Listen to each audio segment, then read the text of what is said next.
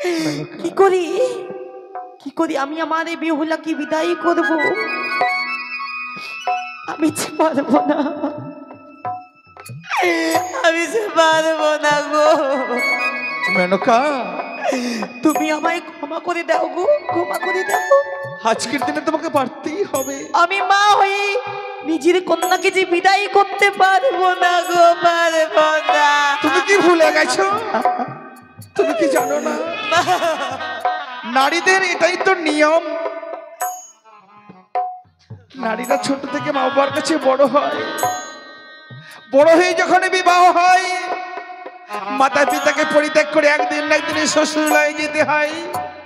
তাই তো একদিন আমি তোমাকে বিবাহ করে আমার এই উজানি নগরে নিয়ে এসেছি। সত্যই বলেছো। তুমি কি ভুলে গেছো? আমি না ভুলে গেছিলাম। আমিও তো একদিনই সে আমার মাতা পিতার ঘরে ছেড়ে তোমার হাত ধরে এসেছিলাম। আজকের দিনে আমার হতভাগী কন্যা আমাদেরকে পরিত্যাগ করে যাবে সেই শ্বশুরালয়ে। কিন্তু আমার বেলায় যে আমার এই অন্তরখানি ফেটে যায় গো। মা হয়ে কি করে আমি বিদায় করে দেব, কি করে বিদায় করে দেব? আমি জানি মেনকা, তোমার বুকের ভিতর ফেটে যাচ্ছে, তুমি কাঁদছো। দেখো আমি তো কাঁদতেও পারছি না। কেন জানো? আমি যে বেহুলার পিতা।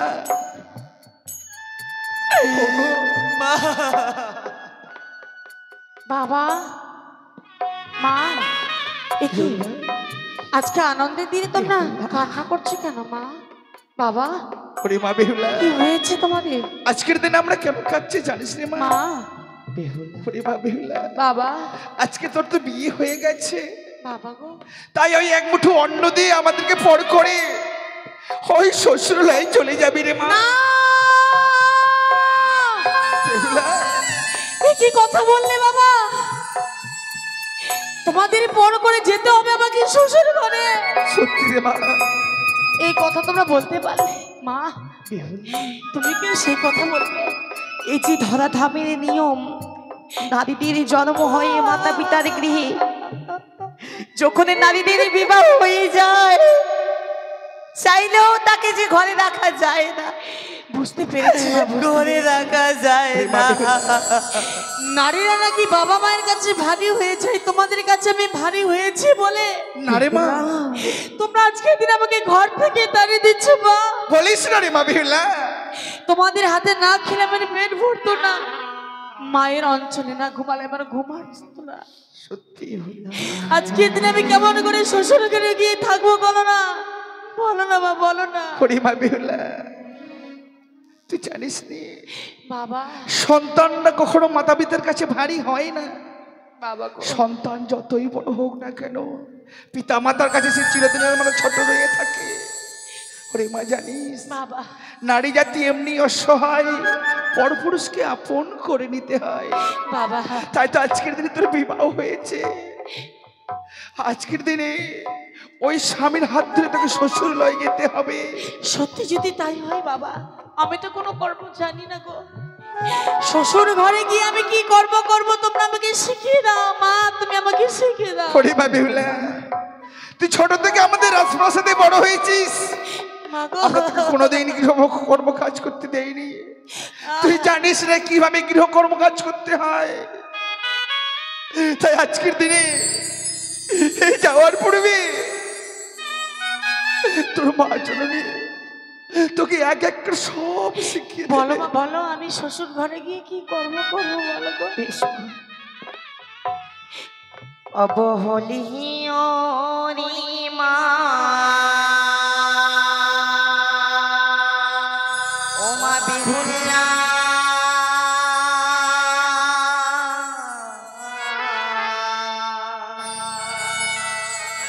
আরে গন্ধবা মিয়ার কোলে যা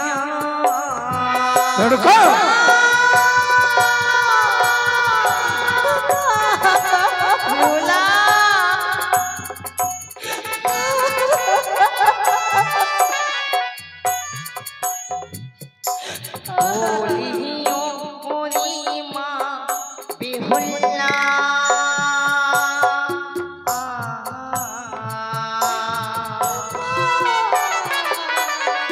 গন্ধবা নিয়ার কুলে যা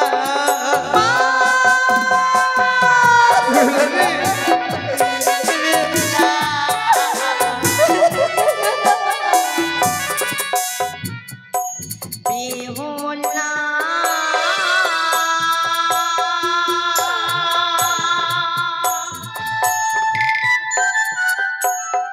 ওরে হতভাগী, আজকে আসি আমার করে।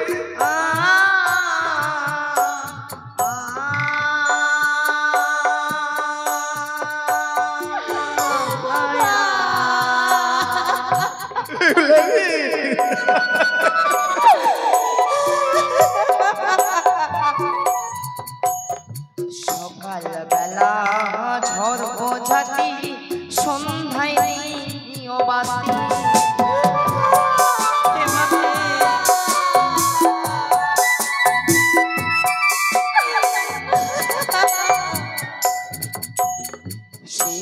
ঘরে বসত করি লক্ষ্মী সঙ্গত সতী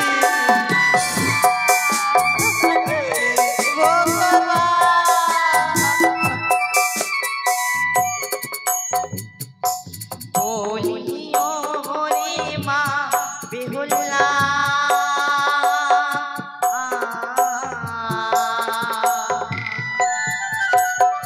বন্দবা নিয়ার কুলে যা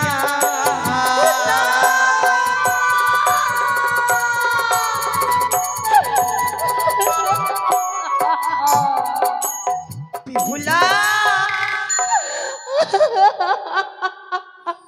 কাঁদিসনি হতভাগী, কাঁদিসনি মা।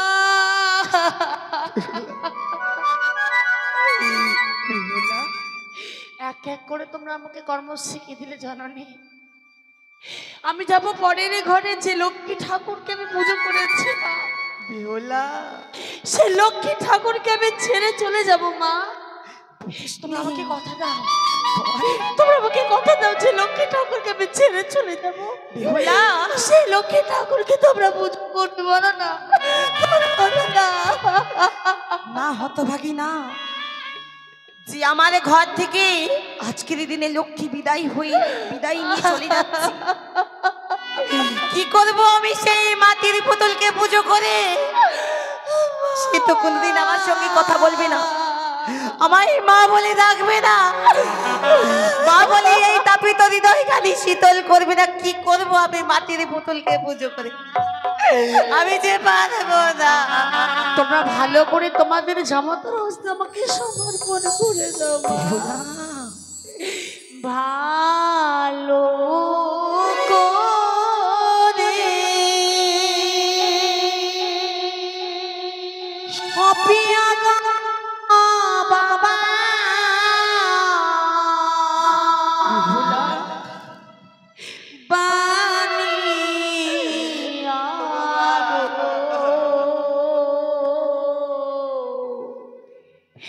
ঘরে গো বাবা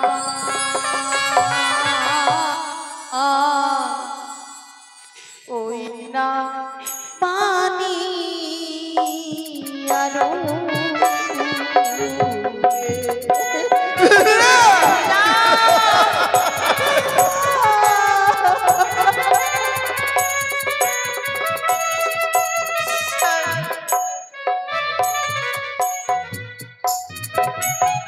ভালো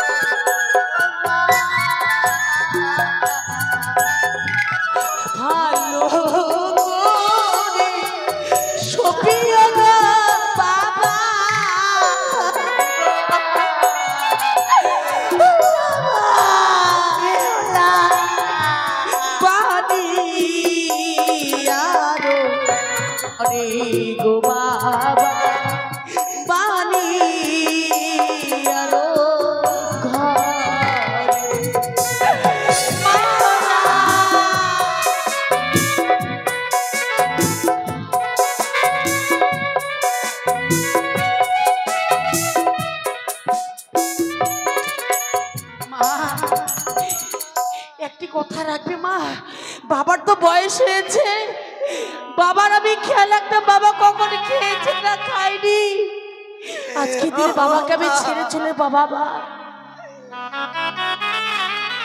তুমি তোমার শরীরের প্রতি যত্ন নেবে গো, তোমার বেহুলা যে বিদায় নিয়ে চলে যাবে, তুমি তোমার শরীরের মধ্যে যত্ন নেবে। শুনেছো শুনেছো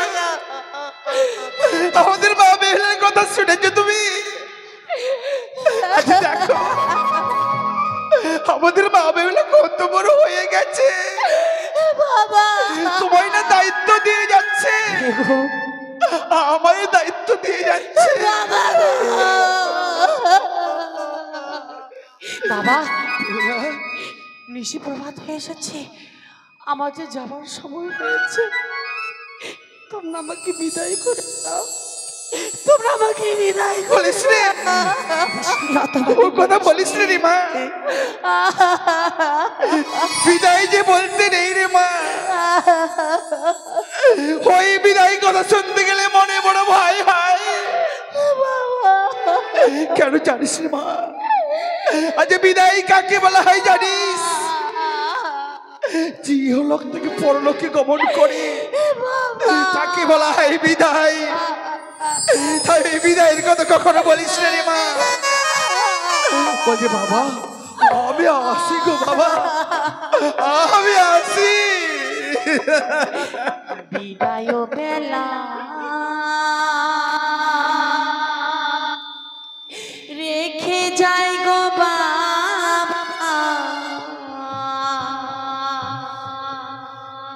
ব্যথা ভরা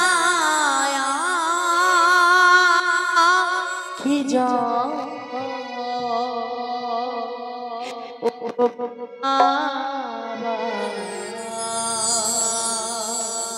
ব্যথা ভরা আখি যা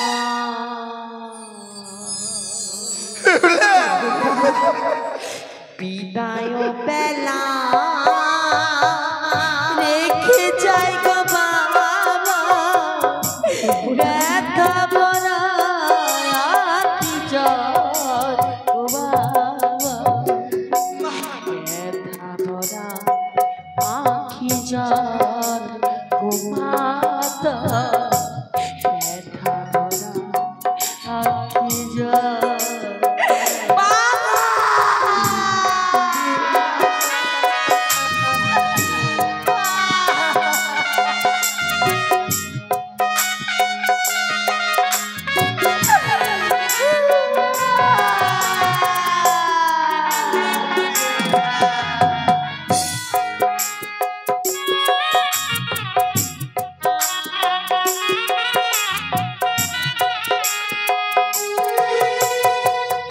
বিদায় বেলা রেখে যায় গো বাবা ব্যথা ভরা আখি যা গো বাবা ব্যথা ভরা আখি যা গো মাতা ব্যথা ভরা আখি যা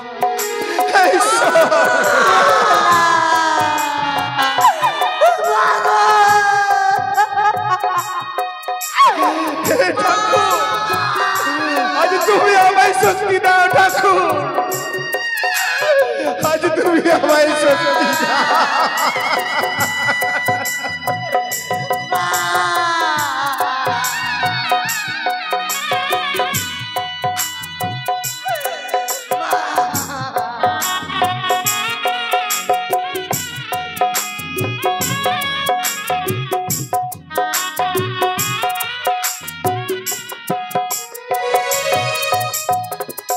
এই আশীর্বাদ করো গো আমার, আবার আসি যেন ফিরে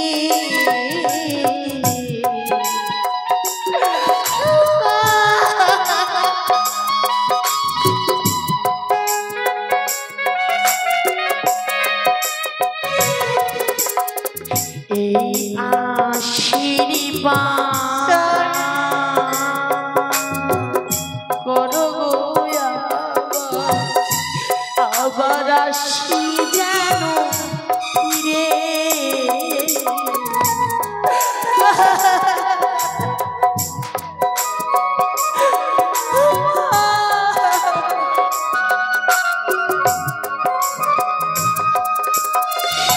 জানি না জীবনে কবে হবে দেখা,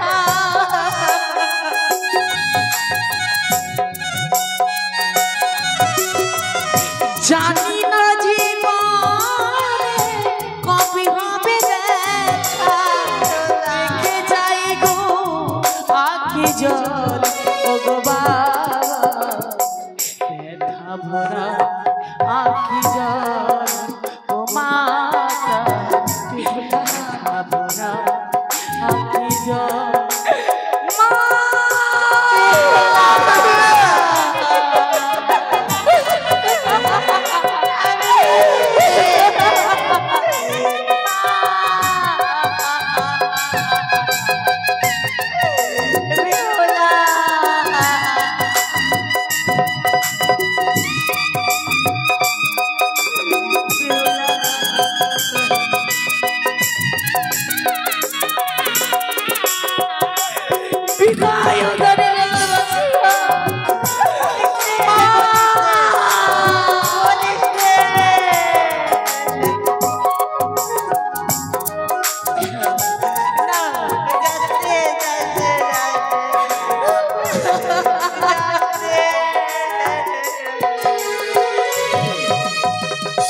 বিদায় নিলাম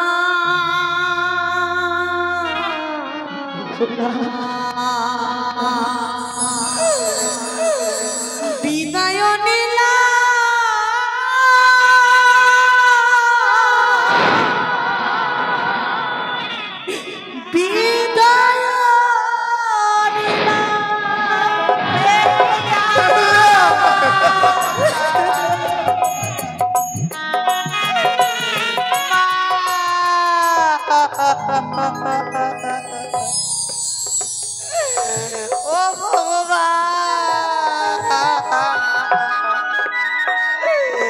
মা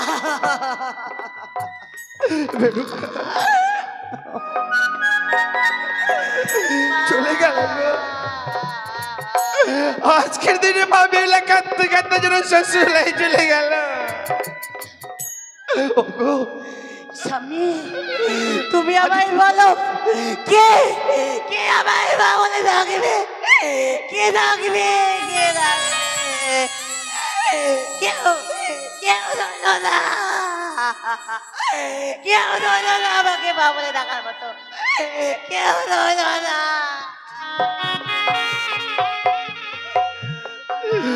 মেনকা আপনারা কত সাধনার পর পেয়েছিলাম একটি কন্যা, আর সে কন্যা আমাদেরকে পরে করে চলে গেল গো।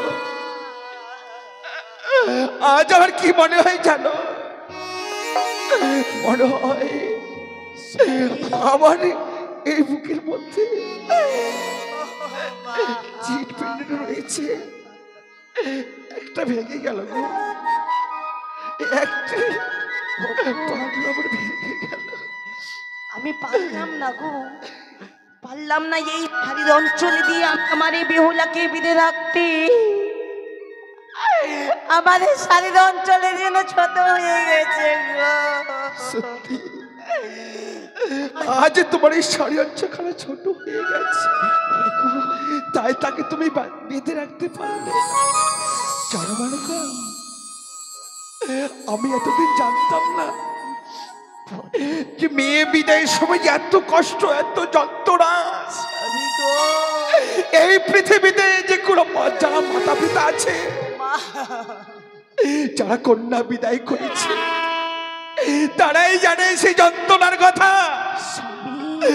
যারা কোনোদিন বিদায় করেনি তারা জানে না যে মেয়ে বিদায় করে কত যে কষ্ট, কত যে যন্ত্রণা। তুমি ঠিক বলেছো। আজ আমি বুঝতে পারছি যে কতটা কষ্টে, কতটা যন্ত্রণা আমার। তুমি ঠিক বলেছো গো, তুমি ঠিক বলেছো। যাকে আমরা ছোট থেকে বড় করলাম, অবশেষে যে খাঁচারা পাখি খাঁচা ছেড়ে উড়ে যাবে, সেইটি আমি কোনোদিনই ভাবিনি গো। আগে যদি ভাবতাম যে খাঁচারা পাখি খাঁচা ছেড়ে উড়ে যাবে, কোনোদিন তাকে আমি খাঁচায় বেঁধে রাখতাম না গো, কোনোদিনই খাঁচায় বেঁধে রাখতাম না। বলো না, আজ তুমি অমন করে বলো না, দুঃখ করো না। তুমি কাঁদছো, আমি তো কাঁদছি না। দেখো দেখো, আমি কাঁদছি না, আমি কাঁদবো না। কেন জানো?